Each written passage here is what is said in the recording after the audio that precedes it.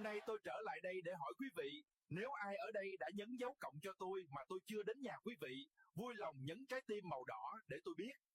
Ai muốn tôi gõ cửa nhà, cứ để địa chỉ tôi biết đường tới gõ cửa nhà nha.